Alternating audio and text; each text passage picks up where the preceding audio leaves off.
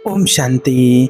अर्थी को कंधा देने वाले व्यक्ति के साथ क्या होता है, खौफनाक सच जानकर रूह कांप जाएगी। देखिए, हमारे जीवन में एक पल ऐसा जरूर आता है जब हमें किसी की अर्थी को कंधा देना पड़ता है। चाहे वो हमारे परिवार का कोई सदस्य हो, कोई दोस्त हो या सड़क पर जाता कोई अनजान शव। हम इसे एक सामाजिक जिम्मेदारी या पुण्य का काम मानकर कंधा दे देते हैं। राम नाम सत्य है बोलते हुए शमशान तक जाते हैं और फिर कई लोग तो हाथ पैर ही धोकर और अपने रोजमर्रा के कामों में लग जाते हैं। हमें लगता है कि बस काम खत्म हो गया, लेकिन क्या सच में काम खत्म हो गया है या फिर असली कहानी तो अब शुरू हुई है? क्या आपने कभी सोचा है कि उस बेजान शरीर को कंधा देते वक्त आपके साथ असल में क्या घट रहा था? उस वक्त आपके और उस मृत शरीर के बीच कौन सा अदृश्य सौदा हो रहा था?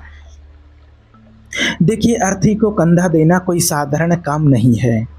यह आग से खेलने जैसा है। जब आप किसी सबको अपने कंधे पर उठाते हैं तो आप केवल एक भारी लकड़ी और मांस के ढेर को नहीं उठा रहे होते हैं, आप उस इंसान के पूरे जीवन के कर्मों को और उसकी अतृप्त इच्छाओं के बोझ को अपने कंधे पर उठा रहे होते हैं। शास्त्र कहते हैं कि सबके अंदर एक सोई हुई ऊर्जा होती है जिसे मृत्यु ऊर्जा कहते हैं।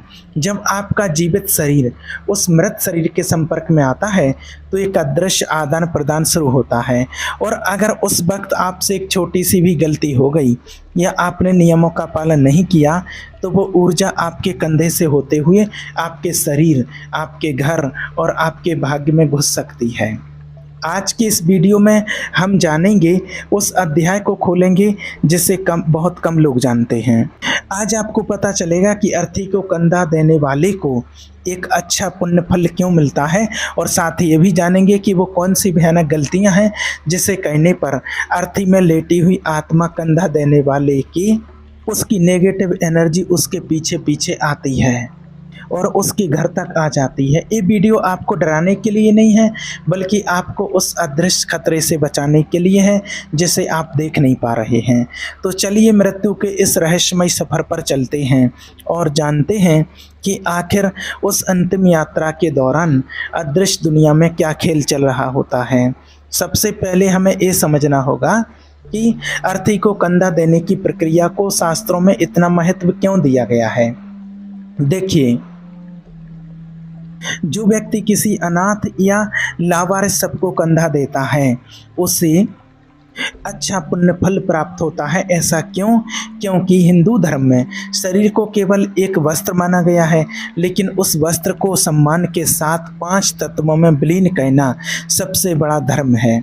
जब कोई आत्मा शरीर छोड़ती है तो वो बहुत ही असहाय अवस्था में होती है। वो खुद चल नहीं सकती है, खुद अपना अंतिम संस्कार नहीं कर सकती है। ऐसे में जो व्यक्ति उसे अपने कंधे का सहारा देकर उसकी अंतिम मंजिल तक पहुंचाता है, वो उस आत्मा के लिए एक देवदूत का रूप होता है। उस व्यक्ति के लिए वो आत्मा दिल से आशीर्वाद देती है, और कहते हैं कि मरते हुए इंसान की बद्दुआ और मुक्त होती हुई आत्मा का आशीर्वाद दोनों ही कभी खाली नहीं जाते। ये आशीर्वाद इतना शक्तिशाली होता है कि ये आपके कई जन्मों के पापों को जलाकर राख कर सकता है, लेकिन इसके पीछे एक बहुत बड़ा जोखिम भी छिपा है। विज्ञान कहता है कि ऊर्जा हमेशा उच्च स्तर से निम्न स्तर की ओर बहती है। एक जीवित व्यक्ति के पास प्राण ऊर्जा होती है, जबकि एक शव के पास मृत्यु की नकारात्मक ऊर्जा होती है। जब आप कंधा देते हैं तो आपका आभा मंडल यानी कि आपका ऑरा उस शव के ऑरा के साथ रगड़ खाता है। अगर मरने वाला व्यक्ति बहुत पापी था, या उसकी अकाल मृत्यु हुई थी, या वो बहुत ज़्यादा गुस्से और असंतोष में मरा था, तो उसकी वो नकारात्मक तरंगें आपके शरीर में प्रवेश करने की कोशिश करती हैं। यह एक तरह का आध्यात्मिक संक्रमण होता है।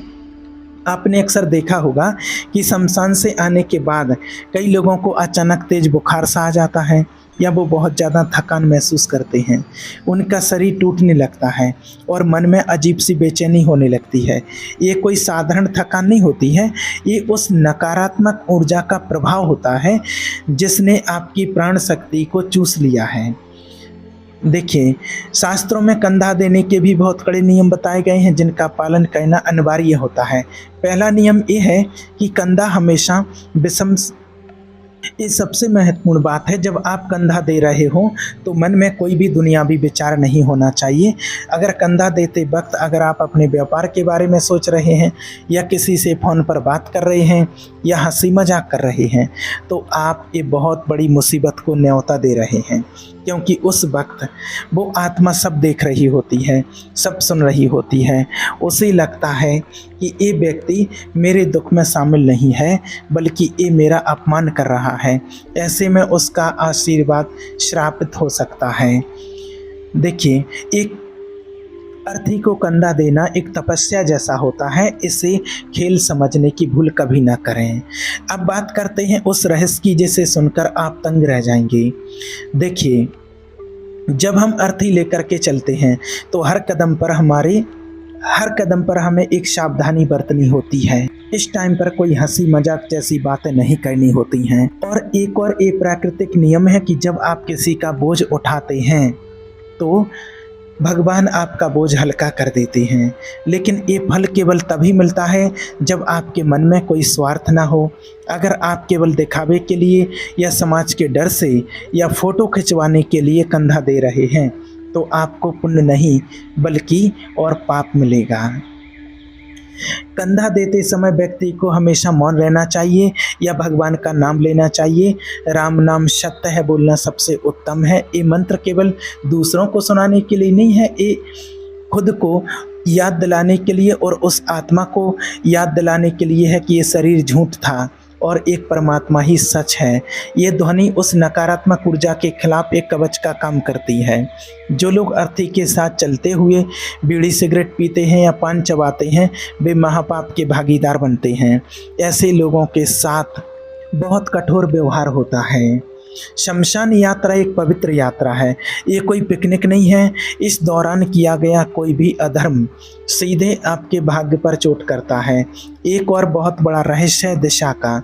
क्या आपने कभी ध्यान दिया है कि अर्थी को ले जाते समय शव का सिर किस तरफ होता है? आमतौर पर शव का सिर आगे की तरफ रखा जाता है, लेकिन शमशान के द्वार पर पहुंचकर उसे घुमा दिया जाता है और पैर आगे कर दिए जाते हैं। ऐसा क्यों? इसके पीछे एक बहुत गहरा आध्यात्मिक विज्ञान है। जब तक शरीर घर से शमशान तक जा रहा है उसे ये भ्रम रहता है कि शायद मैं वापस लौट सकूं। उसका मोह घर की तरफ रहता है। वो अपने घर को, अपनी गलियों को आखिरी बार देख रहा होता है।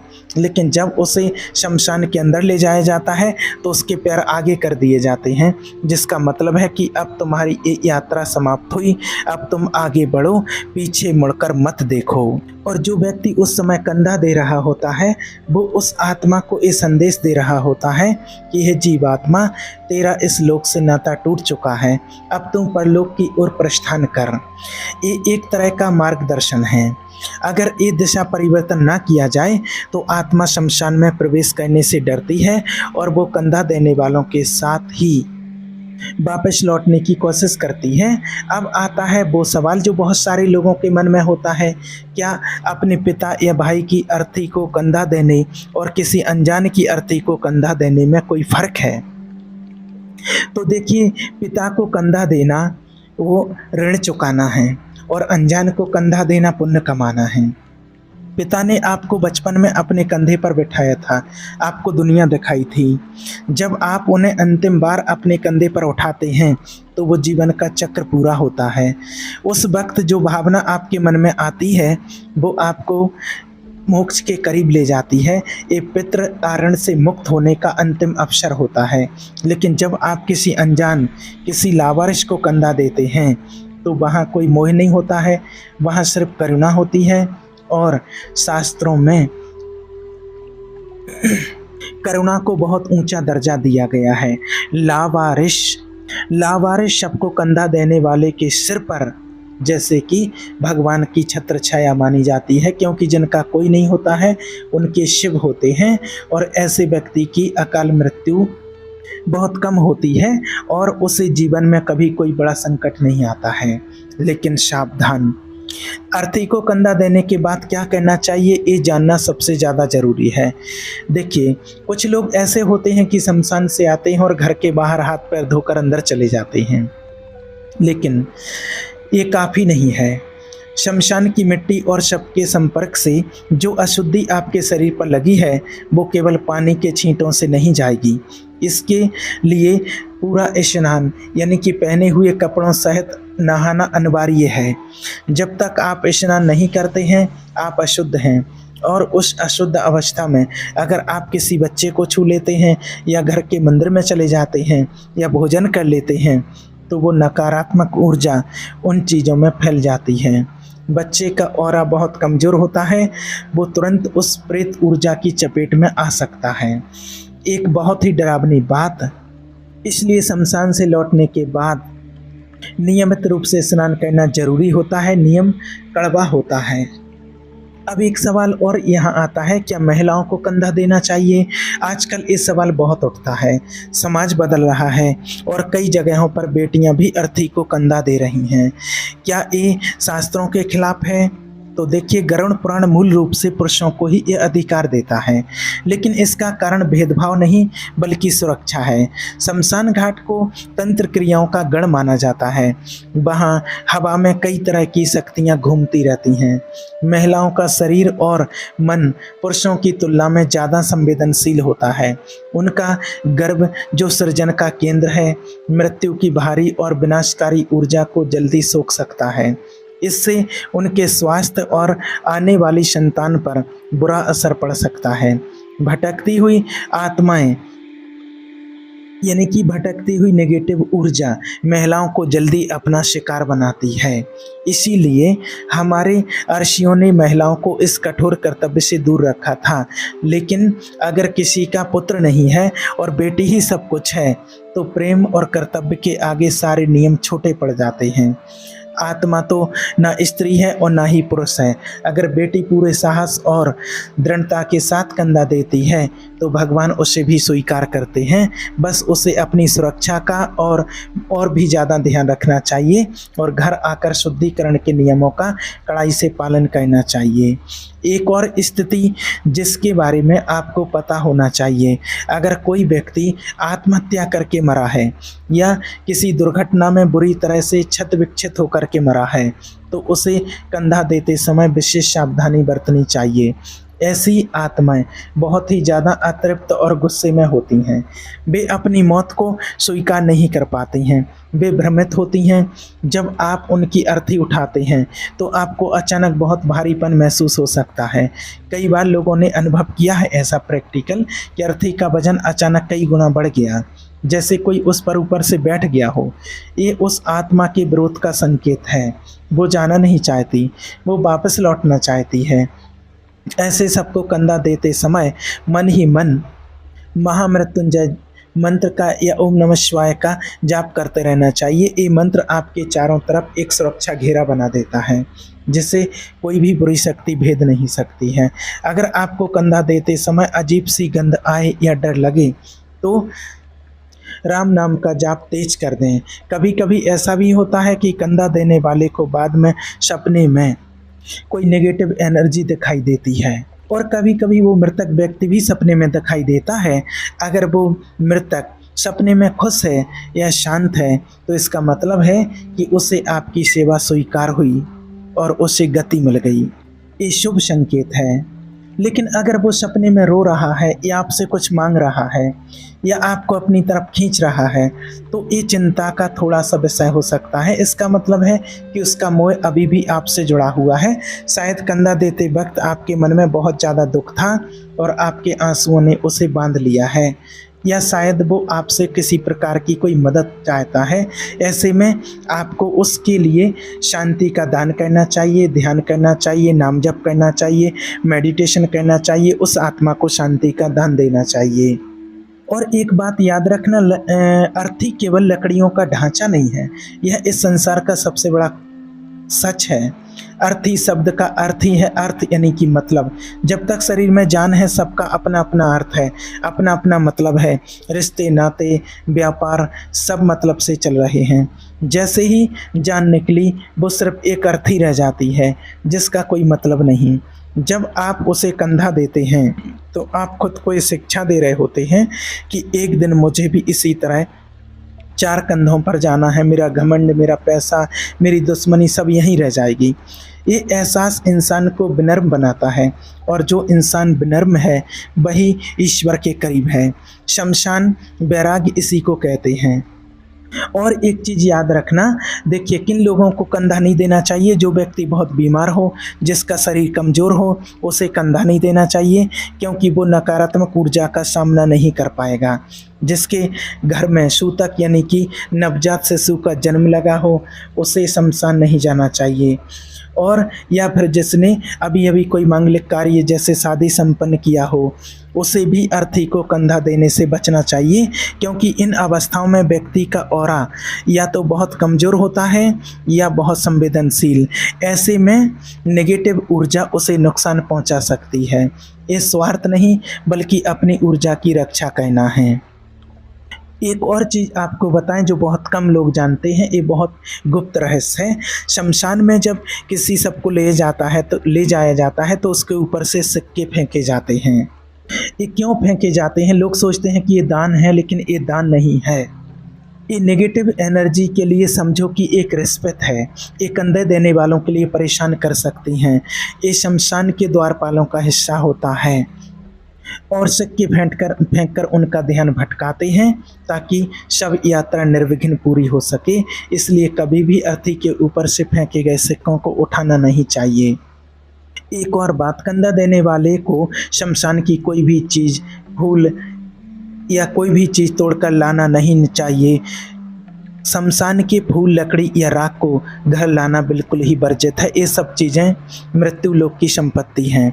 अगर आप अनजाने में शमशान का एक कंकड़ भी अपनी जेब में रख कर ले आए तो समझ लीजिए कि आप किसी नेगेटिव एनर्जी को आप अपने घर ले आए हो और घर आकर आपको भारीपन महसूस होगा, नींद नहीं आएगी और घर में कलह भी शुरू हो सकता है। इसलिए शमशान से बाहर निकलते ही हाथ जोड़कर मन ही मन कहें कि जो जिसका है वो वहीं रहे। मैं अकेला आया था और अकेला जा रहा हूँ। अंत में कंधा देने वाले के साथ क्या होता है ये पूरा उसकी भावना पर निर्भर होता है।